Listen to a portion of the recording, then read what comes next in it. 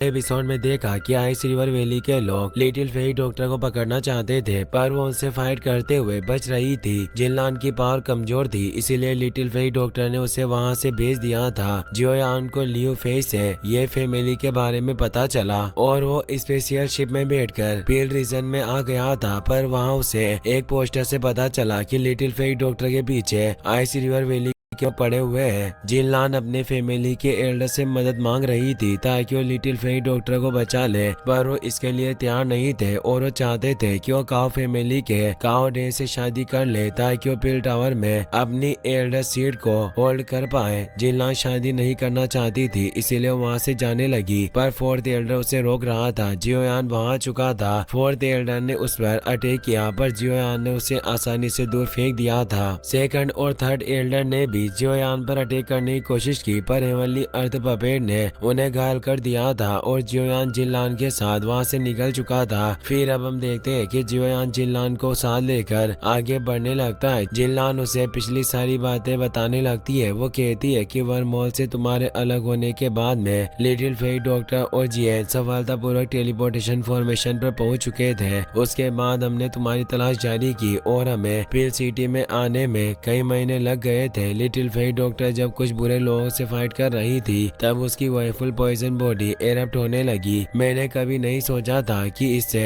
हम इतनी बड़ी मुसीबत में पड़ जाएंगे। जल्दी सभी जगह वाइफुल पॉइजन बॉडी की खबर फैल गई, जिससे आइस रिवर वैली के लोगों ने हमारा पीछा किया, क्योंकि लिटिल फेई डॉक्टर की वाइफुल पॉइजन बॉडी को हासिल करना चाहते थे। जियोयान ये सुनकर हैरान होता है। वो कहता है कि आइस रिवर वैली इस सेंटर प्लेस की 3 ग्रेट फैमिली में से एक है। जिलान हमें जवाब देती है और बताती है कि आइस रिवर वैली के लोग काफी दुष्ट हैं। वो लगातार हमारा पीछा करते रहे, जिससे लिटिल फेई डॉक्टर ने मुझे बचाने के लिए आइस रिवर वैली के लोगों का ध्यान भटकाया और उन्हें दूसरी तरफ ले गई ताकि मैं सेफली अपनी फैमिली में वापस लौट पाऊँ। मैंने उनसे वादा किया था कि जल्दी अपने एल्डर को मदद के लिए लेकर आऊंगी, पर उन्होंने जब मदद के लिए मना किया तो मैं तुम्हारी तलाश में आना चाहती थी। वो निराश हुई कहती है कि ऐसा मेरी वजह से हुआ है, जिससे ही अब लिटिल फेई डॉक्टर की जान मुसीबत में है, क्योंकि मैं उनकी बिल्कुल भी मदद नहीं कर पाई। जियोयान कहता है कि इसमें तुम्हारी कोई गलती नहीं है, तुम खुद को दोष मत दो।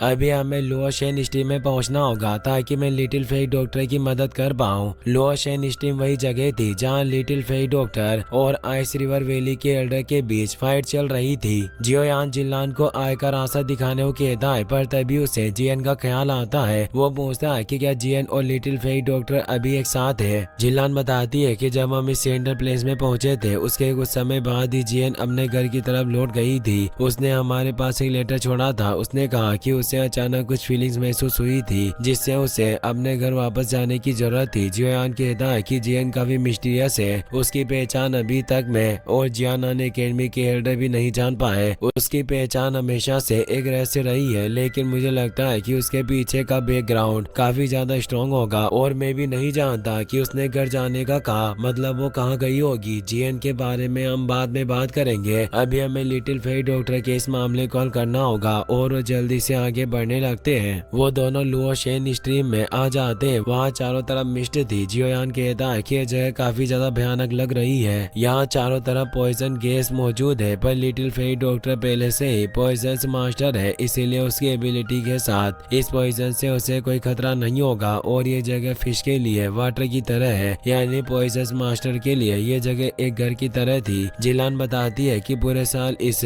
लोअर शेन स्ट्रीम में पॉइजनस फॉग छाई रहती है, इसीलिए इस जगह पर काफी ज्यादा मात्रा में पॉइजनस बिस्ट भी निवास करते हैं। और मैंने सुना है कि यहाँ काफी ज्यादा खतरनाक इंसानों के जैसे डीमन भी मौजूद है, जिनसे बचना बहुत मुश्किल होता है। जियोयान कहता है कि यह सच है, इस जगह पर पॉइजनस फॉक्स हर तरफ फैला हुआ है, पर अब हम इतनी बड़ी जगह से लिटिल फेई डॉक्टर को आखिर कैसे ढूंढेंगे। तो जिनलान अपने पास से एक स्ट्रीट बिस्ट को बाहर निकालती है, जो एक उड़ने वाला चूहा था। जिनलान उसे बताती है कि यह पॉइजन हंटिंग रेट है, जो मुझे सिस्टर लिटिल फेई डॉक्टर ने दिया था। इसकी मदद से हम उनके पास पहुंच सकते हैं। और अब वो poison hunting rat little Fei doctor के पॉइजन ऑरा को महसूस करने लगता है, जिससे वो लिटिल फेई डॉक्टर की दिशा में आगे बढ़ने लग जाता है। है जो यहाँ जिलान से कहता है कि हमें जल्दी से आइस फॉलो करना चाहिए और वो जिलान को लेकर उस वे के पीछे जाने लग जाता है। वही हम लिटिल फेई डॉक्टर को देखते हैं जो लुओशेन स्ट्रीम में ही होती है। उस पर आइस रिवर वैली का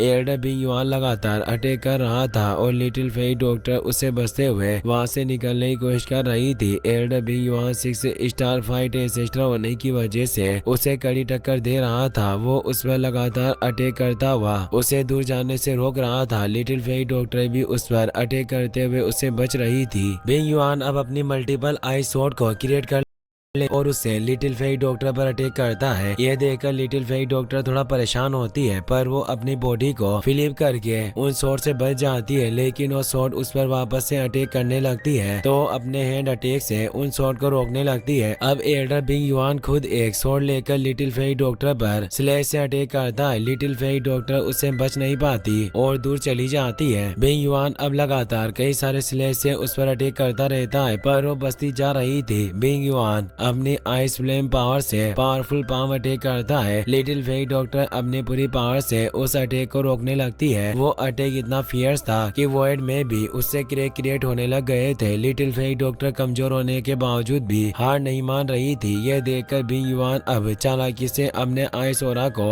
उसकी बॉडी में एंटर करवाने लगता है। यह देखकर लिटिल फेई डॉक्टर परेशान होती है पर वो 4 स्टार फाइट एंसेस्टर होने की वजह से उस अटैक को रोक नहीं पाती और घायल होकर नीचे गिर जाती है। लिटिल फेई डॉक्टर सोचती है कि मुझे जल्दी यहाँ से निकलने का कोई रास्ता ढूंढना होगा पर अब वहाँ आइस रिवर वैली के 2 और एल्डर अपने डिसेबल के साथ आ जाते हैं। लिटिल फेई डॉक्टर अब अपनी वेफुल पॉइजन पावर को एक्टिवेट करने लगती है पर इससे लिटिल फेई डॉक्टर की चेस्ट में दर्द होता है क्योंकि बिंग युआन का आइस ओरा लिटिल फेई डॉक्टर की बॉडी में चला गया था जो उसके सेल्स को लगातार फ्रीज कर रहा था। लिटिल फेई डॉक्टर की बॉडी ठंडी पड़ती जा रही थी और वो काफी कमजोर महसूस कर रही थी। लिटिल फेई डॉक्टर कुछ समझ नहीं पाती। वो कहती है कि आखिर मेरे साथ क्या हो रहा है। एल्डर बिंग युआन उसे कहता है कि तुम मेरी आइस रिवर वैली की आइस लॉर्ड पावर से इंजर्ड हुई हो। जब तक मेरी आइस रिवर वैली के मास्टर इसके खिलाफ एक्शन नहीं लेंगे तुम्हें ठीक नहीं किया जा सकता, इसीलिए तुम्हें मेरे साथ चलना होगा। अगर तुम मेरे साथ नहीं चलोगी तो 1 महीने के अंदर बची हुई मिस्टीरियस आइस एनर्जी तुम्हारी बॉडी की सारी विटालिटी यानी जीवन शक्ति को जमा देगी। लिटिल फेई डॉक्टर कहती है कि अपनी बकवास करना बंद करो, तुम आइस रिवर वैली के लोग काफी कमीने हो। बिंग युआन इसे गुस्सा हुआ कहता है कि अगर तुम अपने जिंदा रहने के एकमात्र रास्ते को भी बंद करना चाहती हो तो अब मैं तुम्हें घायल करके ही आइस रिवर वैली में लेकर जाऊंगा और अपने आइस मिस्ट को फैलाकर उनसे कई सारे आइस शार्ट्स को क्रिएट कर लेता है। यह देखकर लिटिल फेई डॉक्टर परेशान हो जाती है। वो उस पर आइस शार्ट से अटैक करता है लेकिन लिटिल फेई डॉक्टर तेजी से मूव करती हुई शार्ट से बचते हुए भागने लगती है। वो शार्ट्स उसका पीछा नहीं छोड़ते और लगातार उसके पीछे आ रहे थे। लिटिल फेई डॉक्टर पत्थरों का सहारा लेती हुई बचने की कोशिश करती है पर एल्डर बिंग युआन भी उसके पीछे आ रहा था। वो उसे कहता है कि मैं देखता हूँ कि तुम कब तक मुझसे छिपने की कोशिश करती हो और वो अपने आइस स्पाइक की स्पीड को बढ़ा देता है जिससे लिटिल फेई डॉक्टर को बचने में काफी प्रॉब्लम होती है। और अब दूसरी तरफ से भी आइस स्पाइक आने लगते हैं जो उसे घेरने की कोशिश करते हैं पर वो अपनी पॉइजन शील्ड को क्रिएट करके उन स्पाइक को रोक लेती है। एल्डर बिंग युआन अपनी सारी आइस एनर्जी को वापस ले लेता है और उससे एक पोर्टल को क्रिएट करता है जिससे फास्ट स्पीड में ice spike little Fei doctor पर अटैक करने लगते हैं। वो बचने के लिए एक शील्ड को क्रिएट कर लेती है पर लिटिल फेई डॉक्टर काफी कमजोर हो चुकी थी और उसकी बॉडी में वो आइस ओरा भी चला गया था जिससे उसकी स्पिरिचुअल पावर स्थिर हो रही थी। अब उसकी बनाई शील्ड भी क्रैक होने लगती है जिससे वो दूर हो जाती है। वो स्पाइक से बचते हुए वापस से भागने लगती है। बिंग युआन ये देखकर परेशान था क्योंकि लिटिल फेई डॉक्टर कमजोर होने के बावजूद भी हार मानने को तैयार नहीं थी। अब आइस रिवर के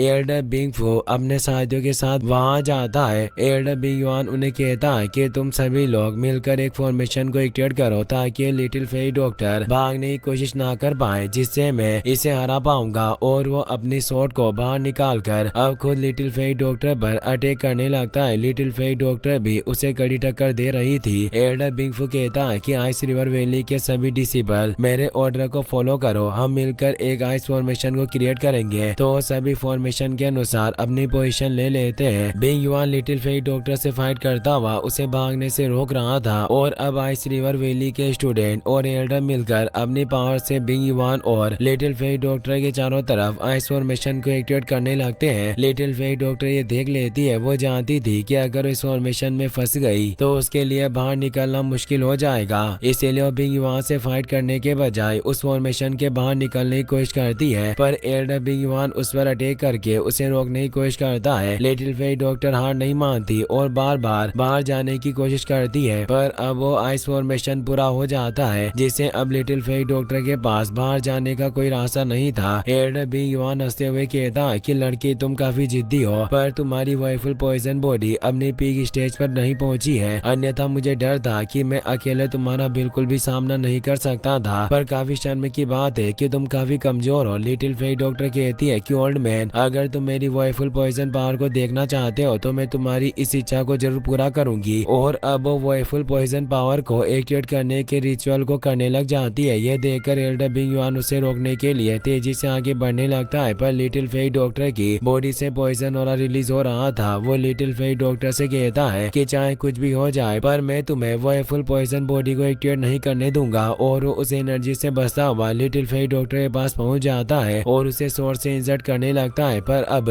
जोयान भी वहां पहुंच चुका था। वो अपने रूलर को उस पर फेंक देता है। वो रूलर उस आइस फॉर्मेशन को ब्रेक करता हुआ एल्डर बिंग युआन पर अटैक करता है, जिसे वो एल्डर रोक नहीं पाता और दूर फेंक जाता है। लिटिल फेई डॉक्टर उस रूलर को देख लेती है, पर अब वो काफी घायल हो चुकी थी। वो फॉर्मेशन भी क्रैक हो गया था, जिससे लिटिल फेई डॉक्टर नीचे गिरने लगती है, पर जोयान उसे पकड़ लेता है और उसे नीचे ले आता है। वो अपने रूलर को वापस ले लेता है। वो उन एल्डर के खिलाफ लड़ने को तैयार था। इसी के साथ ये एपिसोड यहीं पर खत्म हो जाता